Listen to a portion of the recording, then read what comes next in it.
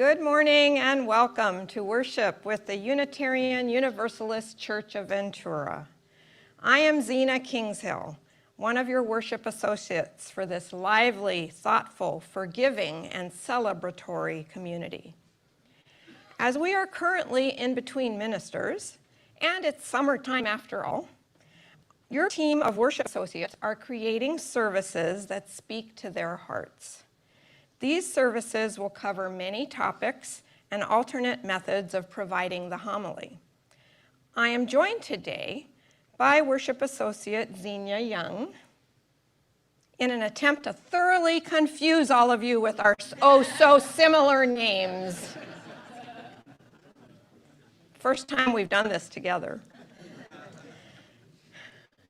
We gather here today to keep love at the center of our lives and the way we move in the world.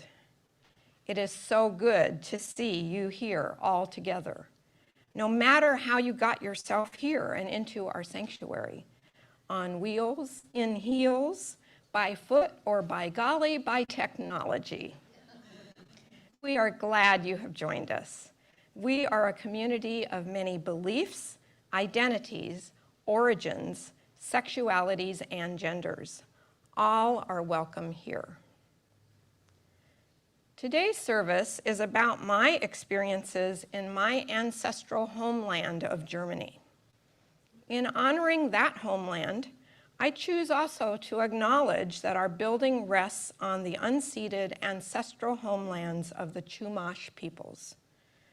Let us pause and remember that we live on ground that is sacred, ground that cries out for justice and for responsible stewardship. By remembering this, may we find the actions needed to restore wholeness to the earth and all her peoples. Of course, there are a few announcements. We thank the people sitting over in the section nearest the windows for being masked. We reserve that section for individuals who are more comfortable being among other masked worshipers. Well, right now it's the end of the month, so there are men's and women's potlucks happening this coming week. The men meet on Tuesday, July 29, from 6 to 9 p.m. The women meet on Wednesday, July 30, starting at 5:30 p.m. Please note your calendars accordingly.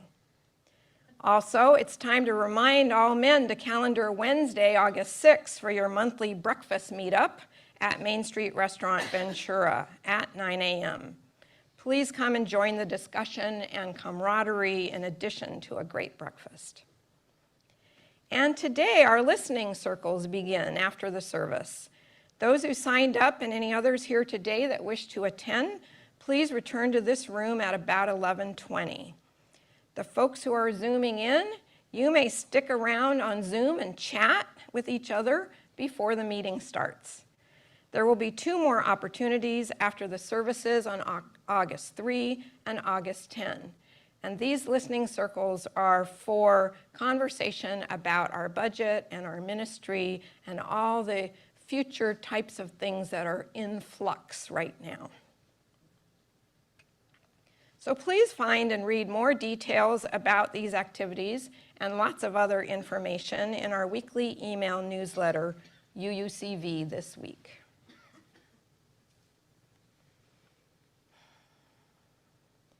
Welcome to this common sacred space. Common because we are all welcome. Sacred because here we transform the ordinary and attend to the profound. Bring the gift of yourself to the altar. It is an honorable gift. Let us enter sacred space.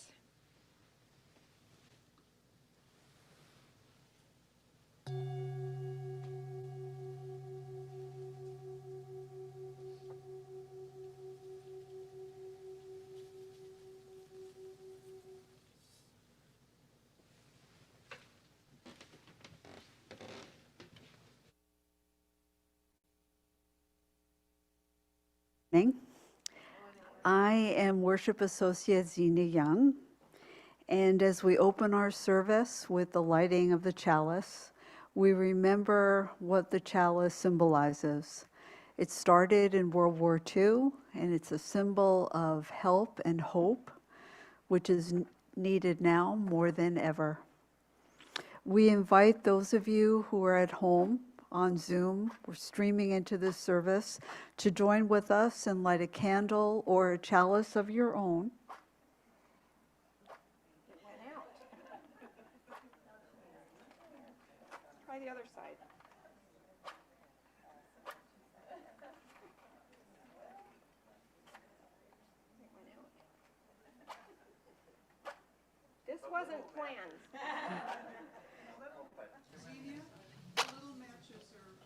In the pulpit. There you go. Let's try that one. We had it lit. It just went out.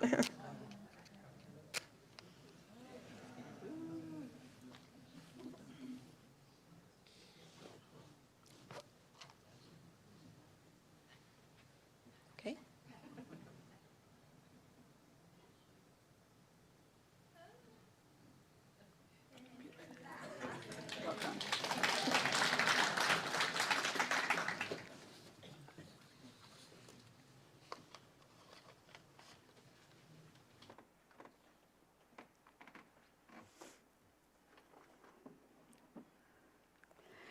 Our call to worship this morning is titled Invoking the Past, Present, and Future, and it's by Katie Romano Griffin. Come, let us enter this space of hope and community. Come, let us enter this space with our sorrows, our joys, our passion, and compassion. Come, let us enter this space with the stories of our ancestors for their strength and wisdom that beats in our hearts. Come into this space, present to the beloved companions who move beside us. Come into this space, mindful that together we are building a future for other generations. Come into this space and let us worship together. Come, let us worship together. Good morning, y'all. Hi, I'm Zach Spencer. I invite you all to rise in body or in spirit as you're able, as we sing together our opening hymn, We Are the Earth, Upright and Proud.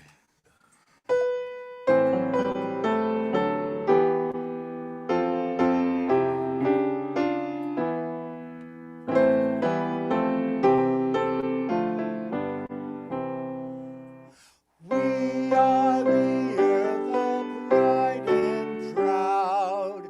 In us the earth is knowing. Its winds are music in our mouths.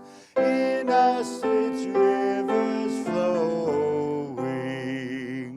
The sun is our hearth fire, warm with the earth's desire, and with its purpose strong, we sing our pilgrim song.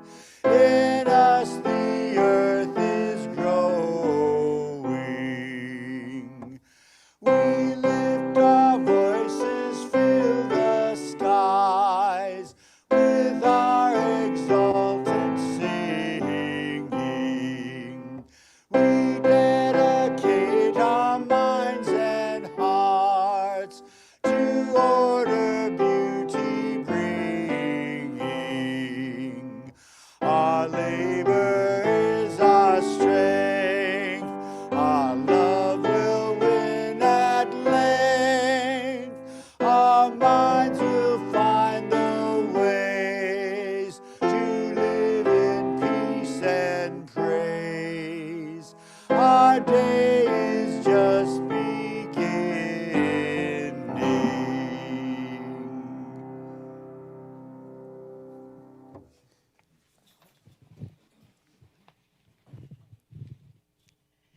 Good morning.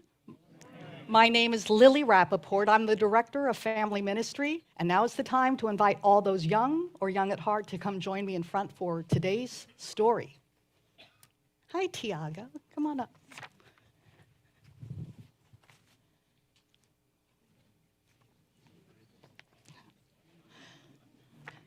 Young at heart, please join us up front.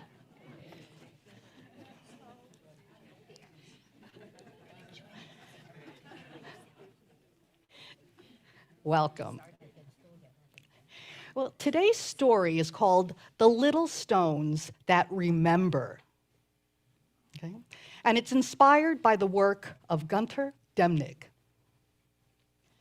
Once upon a time, in a quiet town in Germany, an artist named Gunter took his art to the streets, not with paint or clay, but with stones. Not ordinary stones, but small, shining stones, each stone holding a memory. Gunter had learned something heartbreaking. Many years ago, in his town and countless others, families were torn from their homes. It was a time called the Holocaust, a cruel chapter in history. People were taken away, deported to concentration camps, simply because of who they were. Many never returned. Their names were forgotten by the buildings they once loved. Their footsteps no longer echoed down the streets they called home.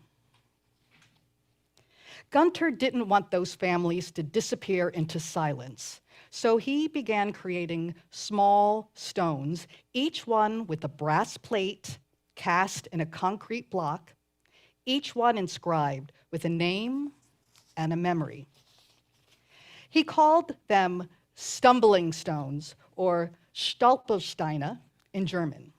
He placed them gently one by one in front of homes and shops where someone had once lived, loved, and was taken away. The stones weren't meant to trip your feet.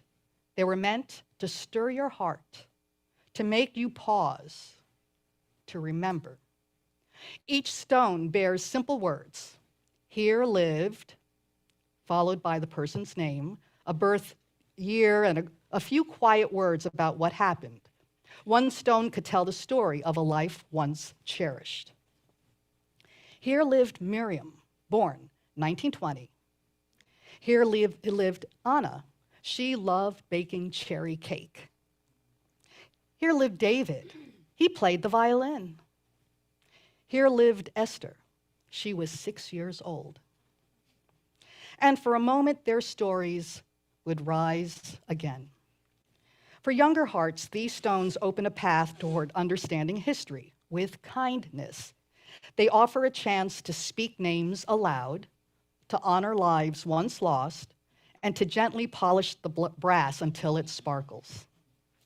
Soon, stumbling stones began to appear in other towns, other countries, on sidewalks where sorrow once walked and love had lived. Each stone honors individuals' lives while quietly reminding us of the scale of loss. Today, more than 107,000 stumbling stones lie across 1,900 cities and towns in Europe and beyond. Each one invites us to pause, to reflect, and to never forget. Gunter is still placing stumbling stones, one by one, thousands upon thousands, each one a tiny treasure, like a memory waiting to be found. Though the people they honor are no longer here, their stories shimmer beneath our feet, catching light whenever someone stops to remember. They're part of the sidewalk, part of the rhythm of everyday life. To Gunter, remembering is one of the kindest things that we can offer the world. So we're going to finish with a quick glimpse into Gunter's journey.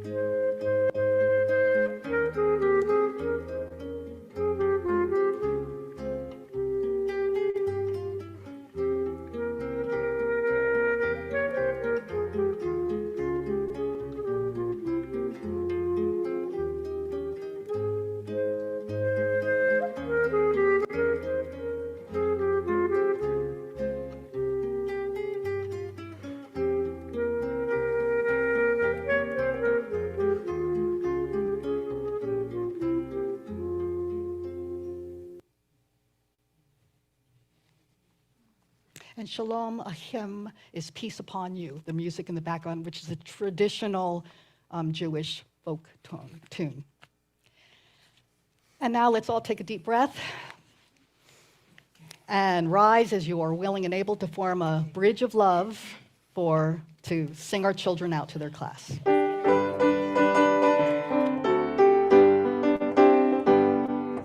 hold you in our love as you go, as you go. May your heart be at peace as you go. You nurture the spark of your precious life. We hold you in our love as you go. We hold you in our love as you go, as you go. May your heart be at peace as you go. You nurture the spark of your precious life. We hold you in our love as you go.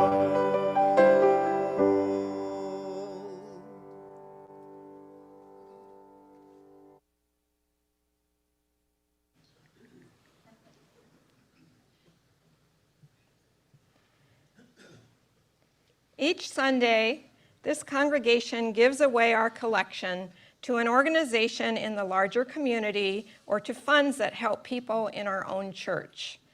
Those at home have two ways to give: through the link posted in the chat or by texting from your phone to the number on the screen.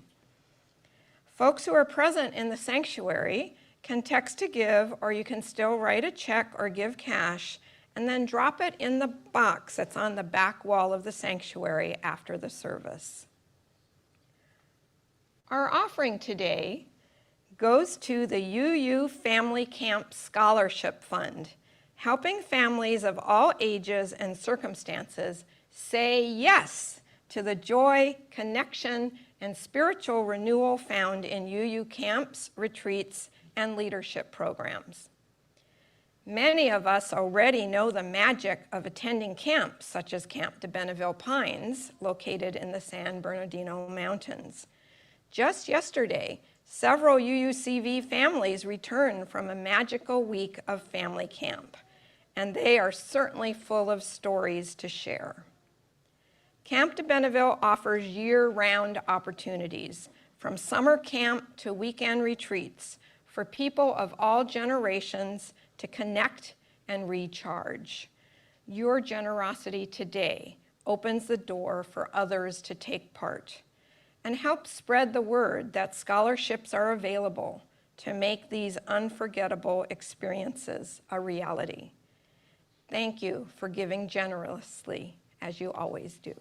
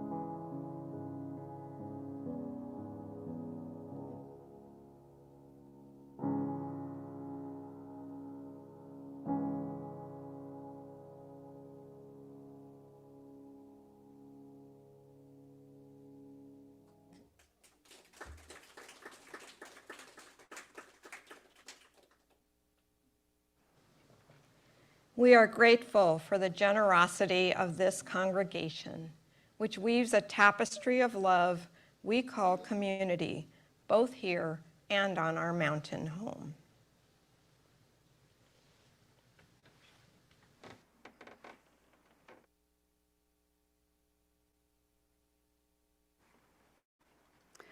The sharing of joys and sorrows and milestones each week is one of the many ways we hold one another in community. We help this congregation stay strong and connected by sharing with one another some of the heartfelt joys and sorrows that seem to touch all of our lives. There's power and there's comfort in standing together in all those moments. In joys and sorrows, we know that we do not stand alone. Our practice is to place stones in water for both the celebrations and hurts in our hearts, making ripples that are felt throughout our entire community. I invite you now to speak into the gathered community or write into the Zoom chat the names of those you wish to celebrate, memorialize, or those who you feel are in need of the loving embrace of this beloved community.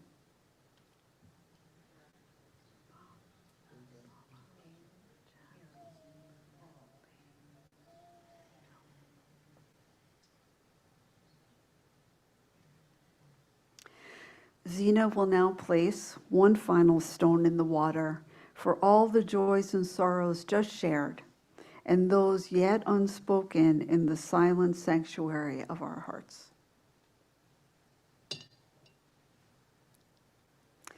May we be truly grateful for all that is our life.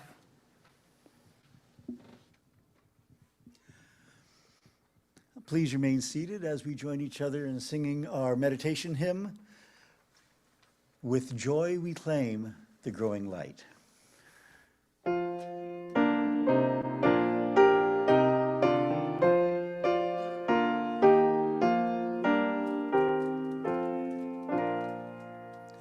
With joy we claim the growing light, advancing thought and widening view, the larger freedom, clearer sight, which from the old unfold the new. With wider view come loftier goal, with fuller light, more good to see, with freedom, truer self-control, with knowledge deeper, reverence be.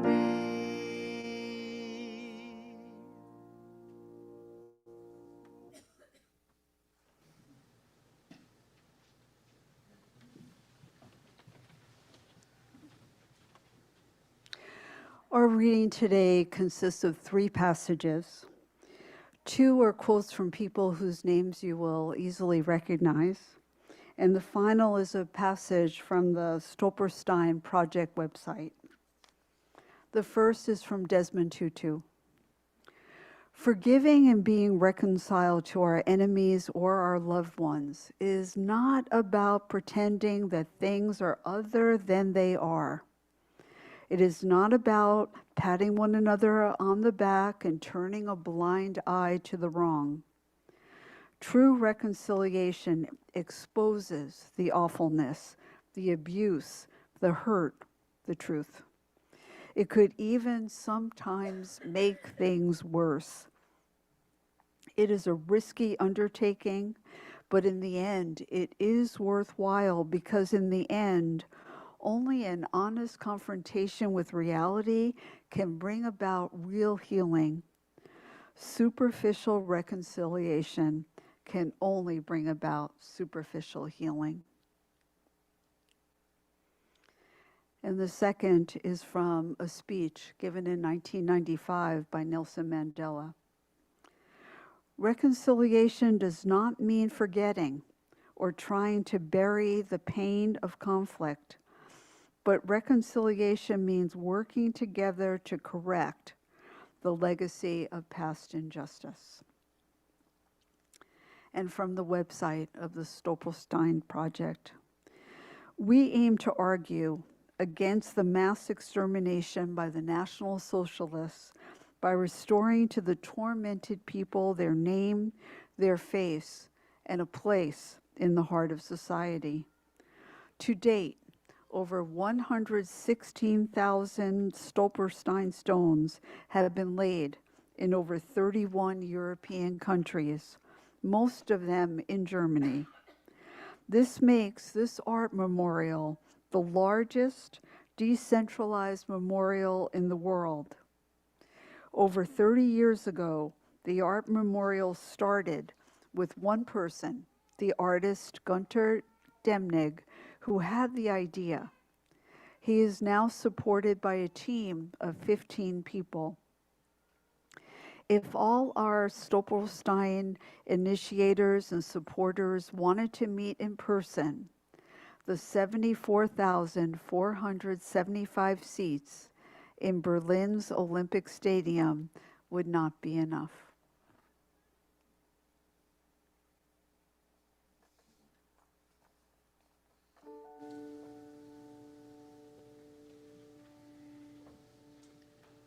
I invite you now into a time of meditation. Let us all take a moment to sit up straight with our feet grounded on the floor if we're able, to quiet ourselves and to breathe in peace and breathe out love.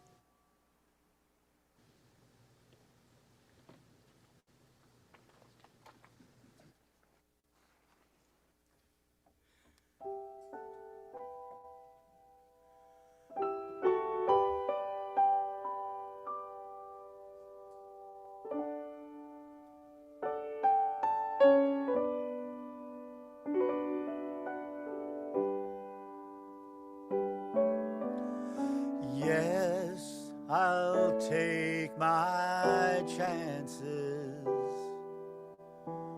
on this windy sea, never knowing which way the wind is blowing. Someday it's bound to set me free. I've come to many harbors and people waiting there for me, and together we would laugh away the darkest nights so easily. Yes, I will take my chances.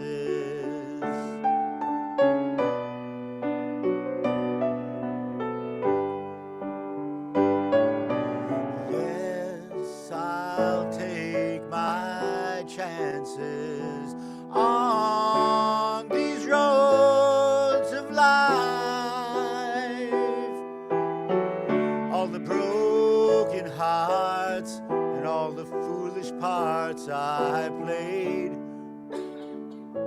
I would not change. I've had my share of laughter, I've had my share of tears in the years of love that I have tasted. No, nothing has been wasted. Yes, I will take my chances. I think I know, I've always wondered why we're always reaching for the sky. Could it be in dreams we have the wings to fly? Yes, I will take my, oh yes, I'm gonna take my, yes, I will take my chances, my chances, my chances.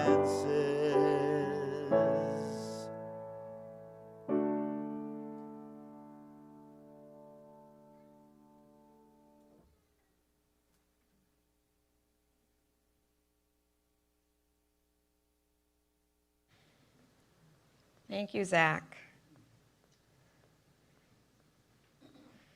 Today, I am taking my chance to share with all of you my personal story related to the Stolperstein project of Günter Demnig that was so beautifully told and displayed in our story for the children today. Actually, the story for all of us today. In the summer of 2023, Gary and I listened for the first time to an explanation of a stumblestone near the cathedral in Cologne, Germany. The tour guide was eloquent about the history of the person named on the stone and the reasons to keep the memory of the Holocaust on the very pavement that people walk daily. He was adamant that the younger generations need to be taught the truth of terrible history and vow to never repeat it. After that, we noticed these bronze stones in many cities. Most of the stones name people who were murdered, and it very specifically says that. But soon, I stumbled upon ones that referred to people who had fled from the persecution, and the seed of an idea was born. My grandparents, Willi and Gertrude Koenigsberger, were raised as Lutherans and raised their sons, my father and my uncle, as Lutherans. They considered themselves highly educated Germans and were well known in the town of Burgstadt and the neighboring city Chemnitz. Both later became part of East Germany after the dividing up by the Allies at the end of World War II. My grandfather was the co-owner of a ladies' glove factory. These hand-sewn gloves were shipped all over Europe. The area around Chemnitz at that time was well known for textiles of all types. My grandmother was an architect who had studied at the University of Berlin, but there was no work for her as an architect in the small town of Burgstadt. She instead became a leader of a women's art association in Chemnitz. On November 9, 1938, also known as Crystal Night or the Night of Broken Glass, my grandfather was taken from their home into protected custody and sent to a concentration camp north of Berlin. The family was deemed to have Jewish ancestry, which it did about 2 generations before, and was marked for deportation or worse. My grandfather was released in early 1939 with the provision that he would divest himself of all properties and emigrate. Thankfully, my grandmother had already obtained, through colleagues in the glove industry, a job for her husband in Ireland as manager of a glove factory there. We are grateful to Ireland, but recognize that they allowed in only 400 Jews in total, so my family was part of the lucky few. They sold their home to a person they knew and packed up their furnishings and left for Tipperary, Ireland in the spring of 1939. Their two teenage sons, my father and uncle, had been previously enrolled and were residing in British boarding schools. The family name was changed from Königsberger to Kingshill. My uncle eventually married a British woman and became a British citizen working as a solicitor. That means lawyer in England. My father came to America for college, served in the US Navy in the Pacific, and became an American citizen after the end of the war. He later met and married my mother from Minnesota. My uncle was an avowed atheist. My father was a devoted Christian and served as a missionary in Thailand for over 40 years. That's why I was born in Thailand, and I have first cousins in London.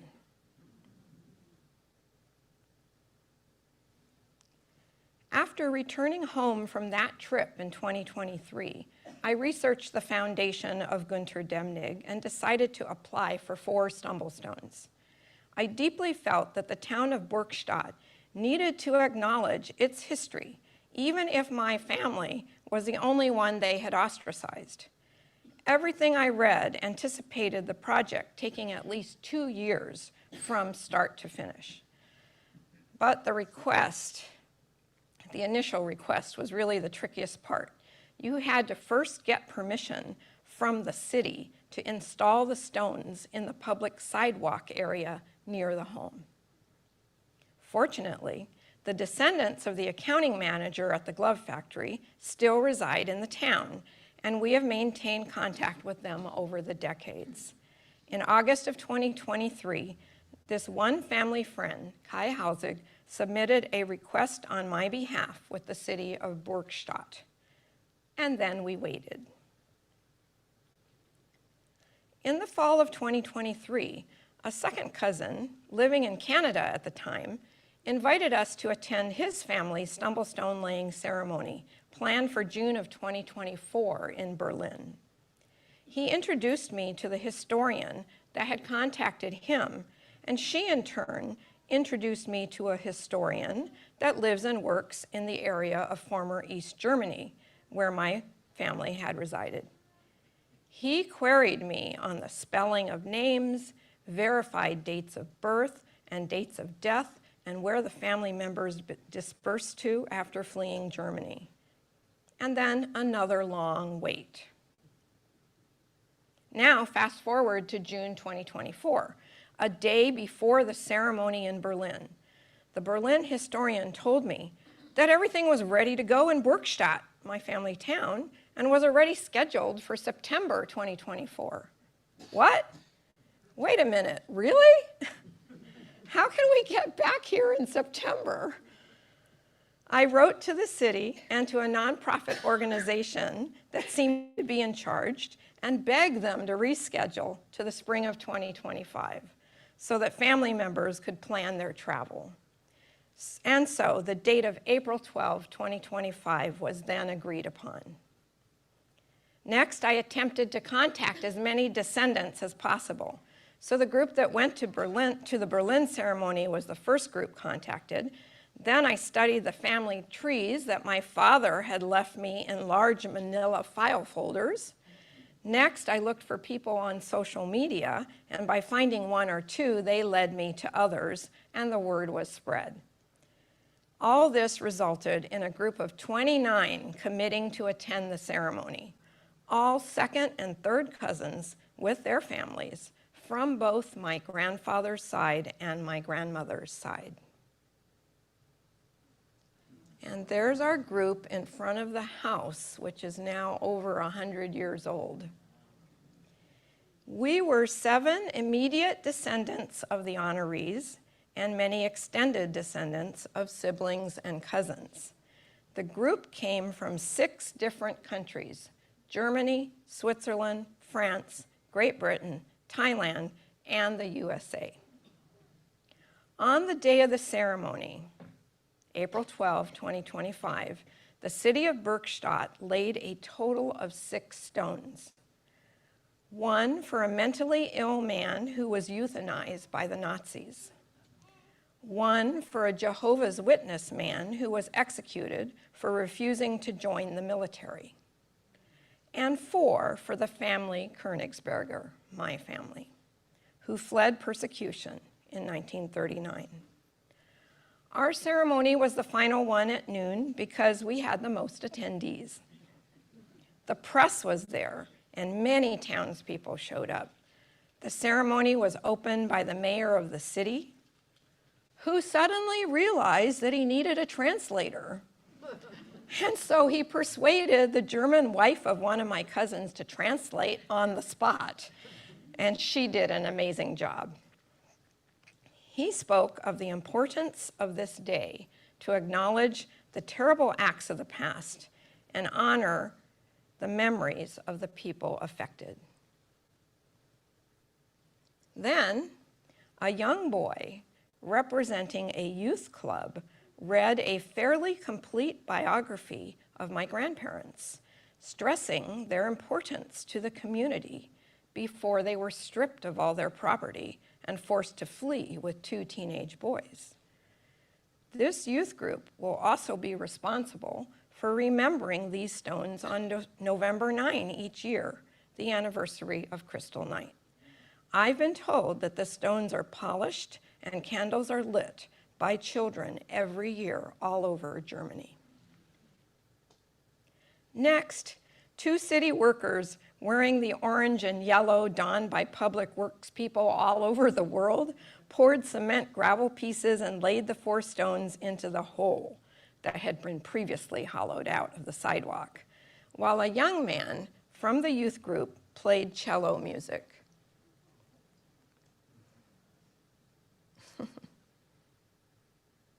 After that came more speeches, including a short one from me thanking the town for remembering and recognizing the existence of my family prior to their forced exile. But the most moving part for me was the acknowledgement of 6 patrons. 6 people had volunteered in one day when the town requested sponsors to assist with the cost of the project and the pledge to educate the ongoing generations. 2 of these 6 were grandchildren of the family that purchased the house from my grandparents, and they both acknowledged that their families gained wealth and security at the expense of our family. And they begged us for forgiveness, as did many of the townspeople who attended the ceremony. The emotion and tears of people now 2 generations away from the horror was touching. So, what was gained by participating in this project? You may have your own ideas. Here are 4 positives that came to my mind. Firstly, remembrance. I have a place that my descendants can visit and know their ancestors lived there before being hated on the basis of religion. My family story, though, seems so minor in juxtaposition to those millions that lost their lives during the Holocaust. Yet every one of my second cousins similarly experienced the silence of parents who refused to talk about their childhoods. And all our parents struggled with identity in their new chosen countries, and yet they all succeeded in their chosen careers and lives, to the detriment of the country that ousted them. They raised us to be proud citizens of our respective countries and to take care of those less fortunate in the world. And so we gathered from 6 different countries with a shared history and questions remaining that we never asked or thought to ask our own parents, the ones who experienced childhood trauma unimaginable to us. Secondly, historical acknowledgement. The grief expressed by the townspeople also has a permanent and visible location in the town. The participation of middle school youth in the ceremony definitely gave hope that the future will be better than the past. I've been impressed before, and this reconfirmed it, that German history is taught openly and truthfully, no glossing over the bad stuff. German school children are all taken on field trips to concentration camps to see the reality. I remember my children visiting the Holocaust Museum in Los Angeles. It definitely made an impression at the time, but it can look and feel like something that happened far, far away a long, long time ago. In Germany and Poland, if you go to a concentration camp, you know it happened right there. My now very adult children accompanied me to Poland and Germany in April, and they are now more invested and humbled by the family story of flight. And they too were surprised and overwhelmed by the grief and guilt of strangers. Therefore, I trust they will pass the story on to their descendants. Thirdly, reconciliation. Was this an outcome? Or did we simply allow the town to cry for a day and then forget about it? The stones are listed and displayed on the city's official website for anyone to find. The youth and the sponsors will check on them occasionally and remember them on November 9 each year. Almost any city you visit in Germany and many other parts of Europe have websites that show you on Google Maps where all the stumble stones are located. I've looked on the maps in many cities and found them near my hotel and walked there purposely to read the names and whisper a silent prayer of recognition and remembrance. I haven't seen any others doing this, but I hope they are. And that leads me to hope. Do ceremonies and projects of this nature give us hope for the future? The project has laid over 116,000 stones, a small fraction of the over 6 million people killed and the numerous ones that fled. Will Demnig's Stolperstein Foundation carry on the project after he dies? Will the children who participate in these ceremonies teach their own children about the terrible past? I certainly hope so. Do we think that humanity is destined to repeat its mistakes over and over again? I choose to hope not. I hope that acknowledging, remembering, and making visible markers will prevent future tragedies perpetuated on each other. I choose to teach my own children and grandchildren about the family that fled so that they will speak up when needed. I choose to speak up now when I see our country rounding up people and separating families and building detention camps without any reasonable system of due process. There are days when I feel survivor's guilt and imposter's guilt. But as a generally optimistic person, I choose to have hope for the future. Hope that mistakes of the past won't be repeated. Hope that the world will be a better place for the future of humanity. And now, with a sense of respect and humility, I close my thoughts for today with a poem written by my second cousin, Nicolas Blancy, who attended the ceremony in April. His original family name was Bielchowski. The family fled to Switzerland. The poem was written in French and English on the day after the ceremony. Terry Sprague has generously offered to read the French for me.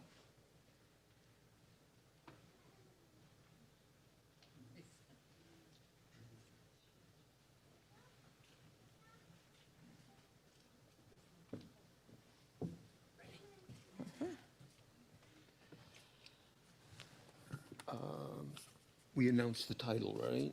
No, you just start. Okay. Flamme qui danse d'un plus fragile, comme sur leur feu de nourrisser, des rhumes imperceptibles d'une respiration, âme de mortel venue de loin et pèlerin.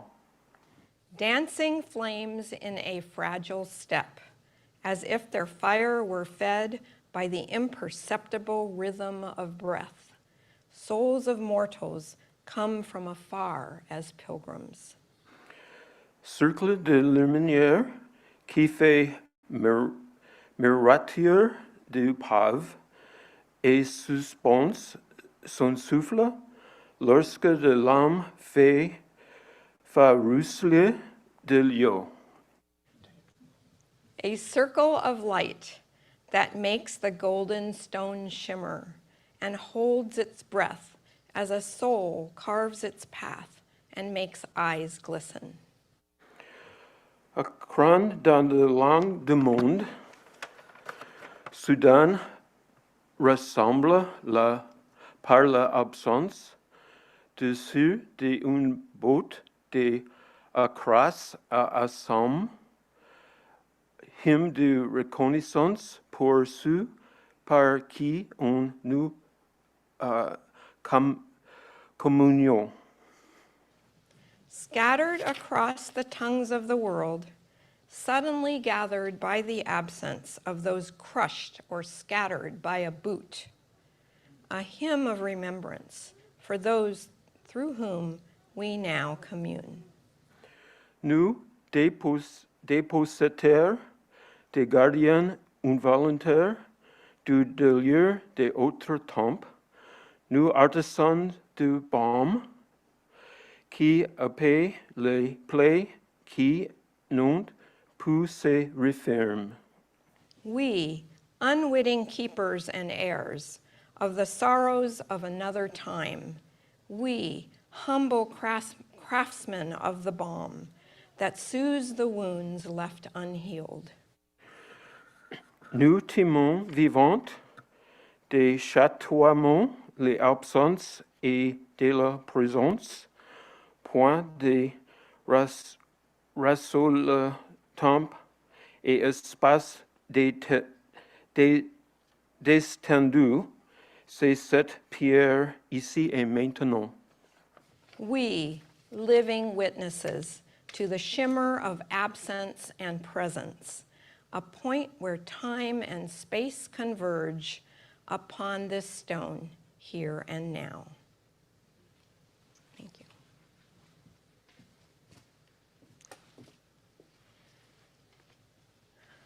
And now, did you know we have a hymn in our hymnal that has German words?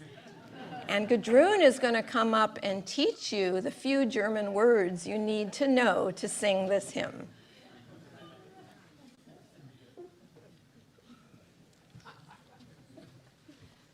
There are 4 German words in this song that you are about to sing. And those 4 words I will repeat to you 3 times. Listen well, and I know you'll get it. The words are, Die Gedanken sind frei. Die Gedanken sind frei. Die Gedanken sind frei. My thoughts are free. And now that you all are fluent in German, I invite you all to rise in body and spirit as we all sing Die Gedanken sind frei.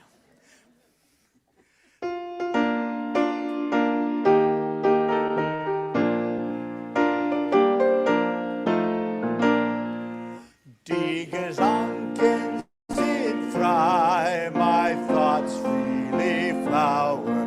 Die Gedanken sind frei, my thoughts give me power. No scholar can map them, no hunter can trap them, no one can deny.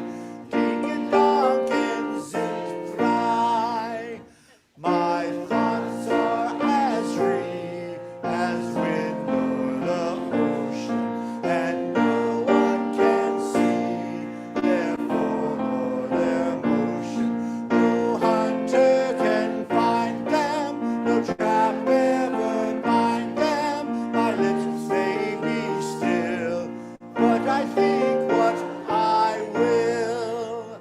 A glimmering fire, the darkness will brighten my soaring desire. The troubles can heighten, no prison can fold me, its walls cannot hold me, no captive I'll be, for my spirit is free. Mountains seem frei, my thoughts freely flower. These mountains seem frei, my thoughts give me power. No scholar can map them, no hunter can trap them, no one can deny. The mountains seem frei.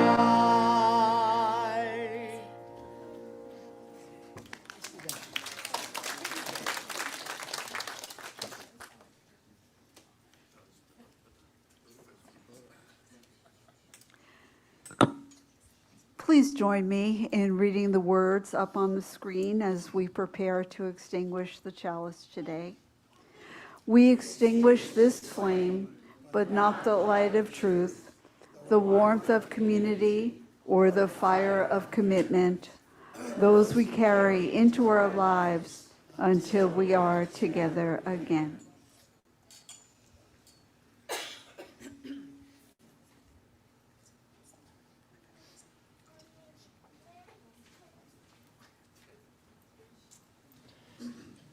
All of you here in the sanctuary today are invited after the service for coffee, tea, bagels, and conversation in our community room right through those doors. We call it Berg Hall. But we have a meeting at 11:20, so go there fast, but don't forget to talk to people who are wearing name badges like they're new, because some of them are my family. So be sure and talk to people as quickly as you can in there. If you signed up for today's listening circle, though, you need to be back in here at 11:20.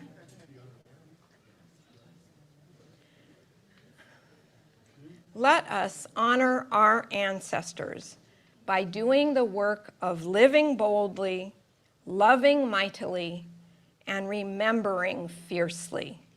Let us teach our descendants to do the same.